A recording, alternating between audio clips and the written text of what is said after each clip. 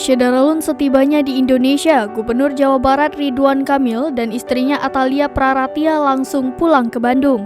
Dalam sebuah video viral, pria yang akrab dipanggil Kang Emil ini terlihat melepaskan kacamatanya. Ia langsung memeluk erat sang ibu Juju Sukaisih. Ridwan Kamil tampak menangis terisak dan terbenam dalam pelukan. Layaknya seorang ibu yang tak tega melihat anaknya bersedih, Ibunda Ridwan Kamil pun menenangkan sang putra meski sama-sama tak kuat menahan tangis. Begitupun Atalia Praratia, tangisnya tumpah di depan sang ibu usai sebelumnya menguatkan diri ketika mencari keberadaan putranya.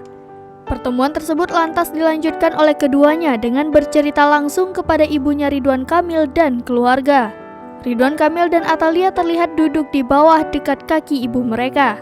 Lalu, Ridwan Kamil, Atalia Praratia dan putri mereka Zara terus dikuatkan oleh pihak keluarganya setelah memutuskan untuk melepaskan kepergian Eril.